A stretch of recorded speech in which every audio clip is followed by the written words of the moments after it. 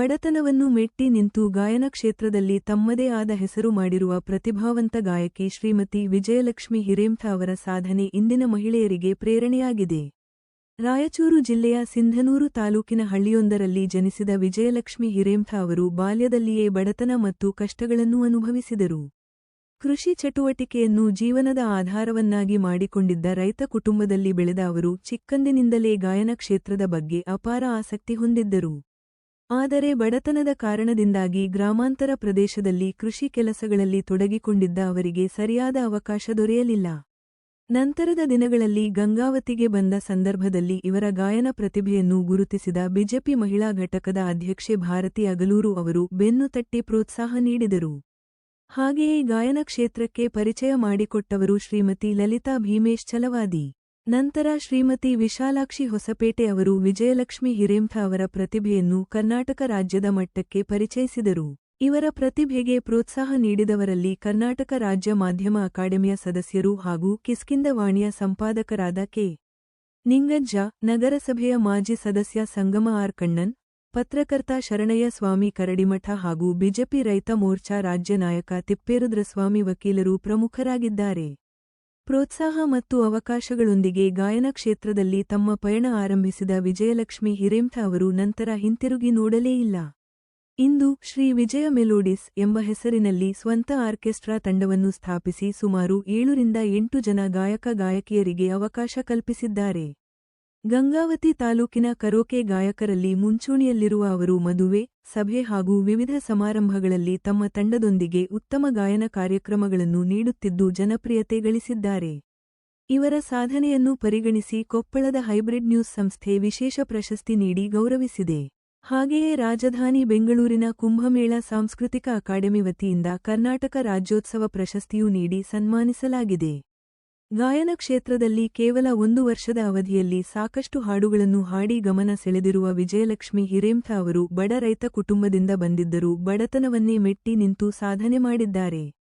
ಈ ಕುರಿತು ಅವರು ಮಾತನಾಡಿ ಕಠಿಣ ಪರಿಶ್ರಮ ಮತ್ತು ದೃಢ ಸಂಕಲ್ಪ ಇದ್ದರೆ ಸಾಧನೆಗೆ ಅಸಾಧ್ಯವಾದುದು ಯಾವುದೂ ಇಲ್ಲ ಎಂದು ಹೇಳಿದರು. ಇಂದಿನ ಮಹಿಳೆಯರು ಎಲ್ಲಾ ಕ್ಷೇತ್ರಗಳಲ್ಲಿ ಸಾಧನೆ ಮಾಡುತ್ತಿದ್ದು, ಸಾಧನೆ ಮಾಡುತ್ತಿರುವ ಎಲ್ಲಾ ಮಹಿಳೆಯರಿಗೆ ಅಂತಾರಾಷ್ಟ್ರೀಯ ಮಹಿಳಾ ದಿನಾಚರಣೆಯ ಶುಭಾಶಯಗಳನ್ನು ತಿಳಿಸಿದ್ದಾರೆ. ಹಾಗೆಯೇ ಮಹಿಳೆಯರು ಉತ್ತಮ ಶಿಕ್ಷಣ ಪಡೆದು ಸ್ವಾವಲಂಬಿ ಜೀವನ ನಡೆಸಿದರೆ ತೊಟ್ಟಿಲು ತೂಗುವ ಕೈ ರಾಜ್ಯವನ್ನು ಆಳಬಲ್ಲದು ಎಂಬುದನ್ನು ನಮ್ಮ ಹಿರಿಯರು ಸಾಬೀತುಪಡಿಸಿದ್ದಾರೆ ಎಂದು ಹೇಳಿದರು. ಇದೀಗ ಶ್ರೀ ವಿಜಯ ಮೆಲೋಡಿಸ್ ಆರ್ಕೆಸ್ಟ್ರಾ ತಂಡದೊಂದಿಗೆ ವಿವಿಧ ಕಾರ್ಯಕ್ರಮಗಳಲ್ಲಿ ಗಾಯನ ಪ್ರದರ್ಶನ ನೀಡುತ್ತಿರುವ ವಿಜಯಲಕ್ಷ್ಮಿ ಹಿರೇಮಠ ಅವರು ಸಾರ್ವಜನಿಕರು ಮೆಲೋಡಿಸ್ ಕಾರ್ಯಕ್ರಮಗಳಿಗಾಗಿ 8123385022 ಸಂಖ್ಯೆಗೆ ಸಂಪರ್ಕಿಸುವಂತೆ ಮನವಿ ಮಾಡಿದ್ದಾರೆ. ಹೇಳೋದೊಂದೇ ಇಷ್ಟಪಡ್ತಾ ಇರೋದೇನೆಂದರೆ, ಯಾವುದೇ ಕ್ಷೇತ್ರದಲ್ಲಾಗಲಿ ಸಾಧನೆ ಮಾಡ್ತಿರ್ತಕ್ಕಂಥ ಹೆಣ್ಮಕ್ಳಿಗೆ ಯಾವುದೇ ಭಯ ಇಲ್ಲದೆ ನಿರ್ಭಯವಾಗಿ ನಾವು ಅಬಲೆಯರಲ್ಲ ಪ್ರಬಲೆಯರನ್ನು ತೋರಿಸ್ಕೊಡೋದಕ್ಕೆ ಇದೊಂದು ಸಾಧನೆ ಅನ್ನೋದಕ್ಕೆ ನಾನು ಉದಾಹರಣೆ ಅಂತ ಹೇಳ್ತಾ ಇದ್ದೀನಿ. ಯಾಕಂದರೆ ನಾನು ಚಿಕ್ಕ ವಯಸ್ಸಿನಿಂದಲೂ ತುಂಬ ಕಷ್ಟ ಅನುಭವಿಸಿದ್ದೀನಿ. ನಮ್ಮ ತವ್ರ ಮನೆ ಅನ್ನೋದು ಒಂದು ಬಡತನದ ಕುಟುಂಬ. ನಮ್ಮ ತವ್ರ ಮನೆ ಆ ಬಡತನದ ಕುಟುಂಬದಲ್ಲೇ ನಮ್ಮ ತಂದೆ ತಾಯಿ ದಿನಗೂಲಿ ಮಾಡಿ ನಮ್ಮನ್ನು ಸಾಕ್ತಾಯಿದ್ರು, ಓದಿಸ್ತಾಯಿದ್ರು. ನಾವು ಓದಬೇಕಾದ್ರೆ ಅವಾಗ ಭಾಳ ಕಷ್ಟ ಇತ್ತು. ಚಿಕ್ಕವರಿದ್ದಾಗ ಓದಿಸೋದಕ್ಕೆ ಭಾಳ ದುಡ್ಡು ಖರ್ಚು ಮಾಡಬೇಕು. ಈ ಊರಿಂದ ಬೇರೆ ಊರಿಗೆ ಹೋಗೋ ಕಾರಣದಿಂದ ನಮ್ಮ ಮನೇಲಿ ಹೆಣ್ಮಕ್ಳು ಬೇಡ, ಎಷ್ಟು ಓದಿದ್ರು ಅಷ್ಟೇ ಅಂತೇಳ್ಬಿಟ್ಟು ಒಬ್ಬ ಮಗನ ಓದಿಸಿ ನನ್ನನ್ನು ಇದು ಮಾಡಿ ಮದುವೆ ಮಾಡಿಕೊಟ್ರೆ. ಆ ಸಮಯದಲ್ಲಿ ಅಂದರೆ ಬಾಲ್ಯ ವಿವಾಹ ಜಾಸ್ತಿ ಇರ್ತಾಯಿತ್ತು. ಅಂಥ ಟೈಮಲ್ಲಿ ನನ್ನ ಮದುವೆ ಮಾಡಿ ತವ್ರ ಮನೆಯಿಂದ ಗಂಡನ ಮನೆಗೆ ಕಳಿಸಿದ ಮೇಲೆ ಅಲ್ಲಿಂದ ನನ್ನ ನಿಜವಾದ ಜೀವನ ಸ್ಟಾರ್ಟ್ ಆಯಿತು. ಆ ಜೀವನದಲ್ಲಿ ನಾನು 6 ವರ್ಷ ನನ್ನ ಗಂಡನ ಮನೆಯಲ್ಲಿ ಜೀವನ ಮಾಡಿದೆ. ಒಂದು ಮಗುವಿಗೆ ಜನ್ಮ ಕೊಟ್ಟೆ. ಮಗುವಿಗೆ ಜನ್ಮ ಕೊಟ್ಟ ಮೇಲೆ ಕಾರಣಾಂತರದಿಂದ ನಮ್ಮ ಯಜಮಾನರು ನನ್ನ ಬಿಟ್ಟು ಇನ್ನೊಂದು ಮದುವೆ ಮಾಡಿಕೊಂಡು ಬೇರೆ ಸಂಸಾರ ಮಾಡ್ತಾಯಿದ್ರು. ಆವಾಗ ಬಂದಾಗ ಕೊಟ್ಟ ಹೆಣ್ಣು ಕುಲಕ್ಕೆ ಹೊರಗೆ ಅನ್ನೋ ಥರ ತವ್ರ ಮನೆಗೆ ಯಾವ ಹೆಣ್ಣು ಬಂದ್ರೂ ಅದು ಗಾದೆ ಮಾತು ಇರೋದಕ್ಕಿಂತ ನನ್ನ ಜೀವನದಲ್ಲಿ ಅಳವಡಿಸ್ಕೊಂಡಿದ್ದೀನಿ. ನಾನು ಅದನ್ನು ಬಂದಾಗ ಎಷ್ಟು ದಿನ ಆದ್ರೂ ತವ್ರ ಮನೆಯಲ್ಲಿದ್ದರೆ ಒಂದು ದಿನವೇ ನಮಗೆ ತವ್ರ ಮನೆ ಕೊಟ್ಟಿರೋ ಹೆಣ್ಮಕ್ಳಿಗೆ ನನ್ನ ಮಗನ ಕಟ್ಕೊಂಡು ನಾನು ಹೊಸ ಜೀವನ ಸಾಗಿಸ್ತಾ ಹೋದೆ. ಅಂದರೆ ನಾನು ಸಾಗಿಸ್ತಾ ಇದ್ದೀನಿ ಅಂದರೆ ನಾನೇನು ಗೌರ್ಮೆಂಟ್ ನೌಕರಿನೂ ಮಾಡಿಲ್ಲ. ನಾನು ಹೆಮ್ಮೆಯಿಂದ ಹೇಳ್ಕೊತೀನಿ, ನಾನು ರೈತನ ಮಗಳು, ನಾನು ರೈತಾಪಿ ಕುಟುಂಬದಿಂದ ಬಂದಿರೋಳು. ನಾನು ದಿನಗೂಲಿನೂ ನಾನು ಗದ್ದೆ ಕೆಲಸ ಮಾಡಿದ್ದೀನಿ, ಆಮೇಲೆ ಸಿಮೆಂಟ್ ಗೋಂಡಿ ಕೆಲಸ ಮಾಡಿದ್ದೀನಿ. ನಾನು ಓದ್ಕೊಂಡಿರೋ ಓದಿಗೆ ನನಗೆ ಯಾವ ಆಫೀಸ್ ಕೆಲಸನೂ ಕೊಡಲ್ಲ. ಅಂಥ ಟೈಮಲ್ಲಿ ನಾನು ಟೈಲರಿಂಗ್ ಕಲಿತೆ. ಮನೆಯಲ್ಲಿ ಕೆಲಸ ಇಲ್ದಿರೋ ಟೈಮಲ್ಲಿ ಬಟ್ಟೆ ಹೊಲಿತಾ ಇದ್ದೆ ಜೀವನ ಮಾಡೋದಕ್ಕೆ ಅಂತ. ಅದಾದಮೇಲೆ ನನಗೆ ಕೆಲಸ ಅಂತ ಬಂದಾಗ ಗದ್ದೆ ಕೆಲಸಕ್ಕೂ ಹೋದೆ. ನನ್ನ ಕೆಳಗಡೆ 30 ಜನ ಲೇಬರ್ನ ಕರ್ಕೊಂಡು ನಾನು ಮೇಸ್ತ್ರಿ ಕೆಲಸ ಮಾಡಿದೆ. ಅದಾದಮೇಲೆ ನನಗೆ ಒಂದು ಕಷ್ಟ ಅಂತ ಬಂತು. ಈಗ ಶ್ರೀರಾಮಚಂದ್ರ ಸೀತಾಮಾತೆಗೂ ಕಷ್ಟ ಬಿಟ್ಟಿಲ್ಲ ಅಂತ ನಾನು ನರಮನುಷ್ಯಳು. ಆವಾಗ ನಿಜವಾದ ಕಷ್ಟ ಅಂದ್ರೆ ಏನು ಅನ್ನೋದ್ರ ಬಗ್ಗೆ ನನಗೆ ಮಾಹಿತಿ ಸಿಕ್ಕಿದ್ದೆ ಅವಾಗಿಂದಾನೆ. ನನ್ನ ಮಗ 6 ವರ್ಷದವನಿದ್ದ. ಅಂದರೆ ಒಂಟಿ ಹೆಣ್ಣು ಸಮಾಜದಲ್ಲಿ ಬದುಕ್ತಾ ಇದ್ದಾಳೆ ಅಂದಾಗ ಅಪನಿಂದನೆಗಳಿಗೆ ನಾನು ಗುರಿ ಆದೆ. ಏನು ಹಿಂಗೆ ಹಂಗೆ ಅಂತ ಕೆಟ್ಟದಾಗಿ ಮಾತಾಡಿದ್ರು. ಆವಾಗ ಏನು ಅನ್ನಿಸ್ತಾ ಅಂದರೆ ಇರೋದಕ್ಕಿಂತ ಜೀವನ ಕಳ್ಕೊಂಡ್ರೆ ಯಾವ ಜೀವನದ ಬಗ್ಗೆ ಚಿಂತೆ ಇರಲ್ಲ ಅನ್ನೋ ಒಂದು ನನ್ನ ತಲೆಯಲ್ಲಿ ಬಂದಾಗ ನಾನು ನಿಜ ಹೇಳ್ತಾ ಹೆಮ್ಮೆಯಿಂದ ಹೇಳ್ಕೊತೀನಿ, ನಾನೇನು ತಪ್ಪು ಮಾಡಿಲ್ಲ. ವಿಷ ಕುಡಿದು ಸಾಯ್ತಾ ಇದ್ದೆ ಒಂದು ಜಾಗದಲ್ಲಿ ಬಿದ್ದು. ಆ ಟೈಮಲ್ಲಿ ನನಗೆ ಯಾರೂ ಬರಲಿಲ್ಲ ನನ್ನ ಹತ್ರಕ್ಕೆ. ಸಾಯೋ ಟೈಮಲ್ಲಿ ನಾನು ವಿಷ ಕುಡ್ದಿದ್ದೀನಿ ಅಂದಾಗ ಆ ಟೈಮಲ್ಲಿ ನಮ್ಮಪ್ಪ, ಜೀವ ಕೊಟ್ಟಿರೋ ನನ್ನ ಅಪ್ಪ, ಬಡತನದೆಲ್ಲ ಇರ್ಬೋದು, ಅಡ್ದಿರೋ ಅಂಥ ಒಂದು ಹೆತ್ತ ಕರುಳು ಅಂತಾರಲ್ಲ ಆ ಥರ ಬಂದು ಹಾಸ್ಪಿಟ್ಲಿಗೆ ನನ್ನ ಮಗು ನನ್ನ ಪಕ್ಕದಲ್ಲೇ ನಿಂತು ಅಳ್ತಾ ಇದ್ದಾನೆ. ನನ್ನ ಮಗನ ಕಣ್ಣೀರಷ್ಟೇ ಕಾಣಿಸ್ತಾ ಇದೆ ನನಗೆ ಆ ಟೈಮಲ್ಲಿ. ಆ ಥರ ಇರಬೇಕಾದ್ರೆ ನಮ್ಮ ತಂದೆಯವರು ನನ್ನ ಹಾಸ್ಪಿಟ್ಲಿಗೆ ಸೇರಿಸಿದ್ರು. 3 ದಿನ ಅಡ್ಮಿಟ್ ಮಾಡಿದ್ರು. ನನ್ನ ಸಂಬಂಧಿಕರು ಬರಲಿಲ್ಲ, ನನ್ನ ಗಂಡನೂ ಬರಲಿಲ್ಲ, ಯಾರೂ ಬರಲಿಲ್ಲ. ನಾನು ಆ ಪರಿಸ್ಥಿತಿಯಲ್ಲಿ ಇರಬೇಕಾದ್ರೆ ಅವತ್ತು ನಿರ್ಧಾರ ಮಾಡಿದೆ, ಸಾಯಬೇಕು ಅನ್ನೋ ಒಂದು ನಿರ್ಧಾರ ಬರಬೇಕಂದ್ರೆ ದೇವ್ರ ತಂದ ಮೇಲೆ ನನ್ನ ಸಾವನ್ನ ದೇವರೇ ತರಬೇಕು. ಅಲ್ಲಿವರೆಗೂ ನಾನು ಯಾವುದೇ ಸಾಯೋ ನಿರ್ಧಾರ ಮಾಡಬಾರ್ದು. ನಾನು ಮಗನ ಹೆತ್ತಿದ್ದೀನಿ. ನಾನು ತಪ್ಪು ಮಾಡಿರ್ಬೋದು, ಬಟ್ ನನ್ನ ಮಗ ತಪ್ಪು ಮಾಡಿಲ್ಲ. ಆ ಮಗನ ನಾನು ಯಾವ ರೀತಿಯಿಂದ ಬೆಳೆಸ್ಬೇಕು ಈ ಸಮಾಜದಲ್ಲಿ, ಅವ್ನು ಯಾರ ಮುಂದನ ತಲೆ ತಗ್ಗಿಸ್ಬಾರ್ದು, ತಲೆ ಎತ್ತಿ ನಡಿಬೇಕನ್ನೋ ಒಂದು ದಿಟ್ಟ ಧೈರ್ಯ ತಗೊಂಡು ಅವತ್ತಿಂದ ಇಟ್ಟಿರೋ ಹೆಜ್ಜೆ ಇವತ್ತಿಗೂ ನಾನು ಯಾವತ್ತೂ ಹಿಂದೆ ಇಟ್ಟಿಲ್ಲ. ಯಾರೋ 100 ಜನ 100 ಮಾತಾಡಲಿ ಸರ್, ನಮ್ಮ ಜೀವನ ನಾವು ಯಾಕೆ ಎದುರಬೇಕು? ನಮ್ಮ ಕಷ್ಟ ಏನು ಅನ್ನೋದು ನಮಗೆ ಗೊತ್ತಿರುತ್ತೆ, ನಮ್ಮ ಮನೆಯಲ್ಲಿರೋ ನನ್ನ ಮಗನಿಗೆ ಗೊತ್ತಿರುತ್ತೆ. ಇನ್ನೊಬ್ರು ಅಪನಿಂದನೆ ಹಾಡ್ತಾರಂತ ಅವ್ರ ಮಾತಿಗೆ ನಾವು ಕಿವಿ ಕೊಟ್ಟಾಗ ನಾವು ಬದುಕೋಕೆ ಸಾಧ್ಯ ಇಲ್ಲ ಅಂತ ಹೇಳಿ ಅವತ್ತಿಂದ ಇವತ್ತಿನವರೆಗೂ ಕೂಲಿ ಕೆಲಸ ಮಾಡಿದೆ. ಅದಾದಮೇಲೆ ನನ್ನನ್ನು ಒಬ್ಬರು ಸರಸ್ವತಿ ಅಂತ ಹೇಳ್ಬಿಟ್ಟು ನನ್ನನ್ನು ಈ ಊರಿಗೆ ಕರ್ಕೊಂಡು ಬಂದರು, ಗಂಗಾವತಿಗೆ ಪರಿಚಯ ಮಾಡಿಸ್ಕೊಟ್ರು. ಅಂದರೆ ನಾನು ಹಾಸ್ಪಿಟ್ಲಲ್ಲಿದ್ದಾಗ ನೀನು ಈ ಥರ ಆದರೆ ಬದುಕಕ್ಕೆ ಬಿಡಲ್ಲ ವಿಜಯಲಕ್ಷ್ಮಿ, ನನ್ನ ಜೊತೆಗೆ ಬಾ, ನಿನಗೊಂದು ಜೀವನ ರೂಪಿಸ್ಕೊಳ್ಳುವಂತೆ ಅಂತ. ಇಲ್ಲಿಗೆ ಬಂದಮೇಲೆ ನನಗೆ ನಿಜವಾಗ್ಲೂ ಅವ್ರು ನನ್ನ ಜೊತೆಲಿ ಇಲ್ಲ, ಬಟ್ ಅವರು ನನಗೆ ಈ ಧೈರ್ಯ ಕೊಟ್ಟಿರೋ ಅವ್ರ ಧೈರ್ಯ ನನ್ನ ಜೊತೆಲಿದೆ. ಆ ಧೈರ್ಯದಿಂದ ನಾನು ಇವತ್ತಿಷ್ಟು ಧೈರ್ಯವಾಗಿ ಜೀವನ ಮಾಡ್ತಾ ಇರೋದು. ಧೈರ್ಯ ಅಂತ ಬಂದಾಗ ನನಗೆ ಸರಸ್ವತಿ ಅಕ್ಕ ಅಂತ ಒಬ್ಬರು, ಅವರು ಸಾಮಾಜಿಕ ಕ್ಷೇತ್ರದಲ್ಲಿ ವರ್ಕ್ ಮಾಡ್ತಾ ಇದ್ರು. ಇವತ್ತು ನನ್ನ ಜೊತೆ ಇಲ್ಲ, ಅವ್ರು ಕೊಟ್ಟಿರೋ ಧೈರ್ಯ ನನ್ನ ಜೊತೆಗಿದೆ. ಅದಾದಮೇಲೆ ನಾನು DSS ಸಂಘಟನೆ ಒಳಗಡೆ ಮಹಿಳಾ ಘಟಕ ಜಿಲ್ಲಾಧ್ಯಕ್ಷರಾಗಿ ವರ್ಕ್ ಮಾಡಿದೆ 2-3 ವರ್ಷ.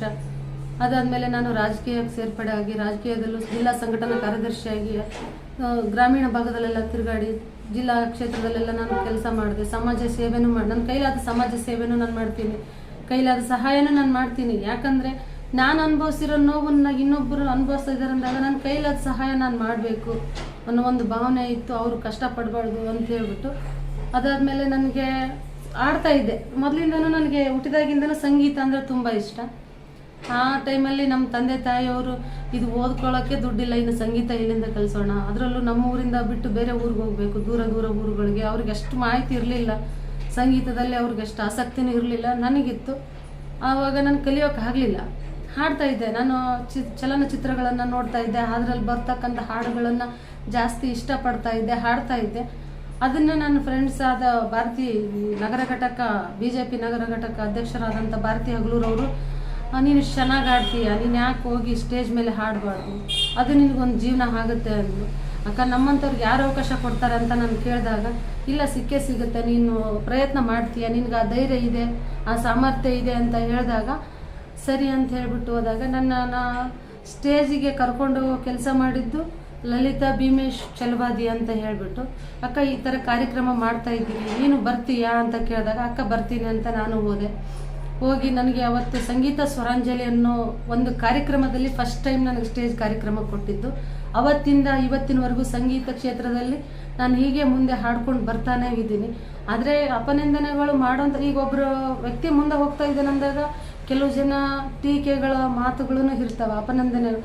ಅವ್ರು ಹಾಗೆ ಯಾವುದೇ ಕ್ಷೇತ್ರದಲ್ಲಿ ಹೋದ್ರೂ ನಾವು ನಮ್ಮತನನ ಯಾವತ್ತೂ ಬಿಟ್ಟುಕೊಡದೆ ಇರ್ತೀವಲ್ಲ, ಅದು ನಿಜವಾದ ಕಲೆ ಅಂತ ನಾನು ಹೆಮ್ಮೆಯಿಂದ ಹೇಳ್ತೀನಿ. ನನಗೆ ಯಾರು ನನ್ನ ಶತ್ರುಗಳೂ ಅಲ್ಲ, ನಿಜವಾಗ್ಲೂ ಹೇಳ್ತಾ ಇದ್ದೀನಿ.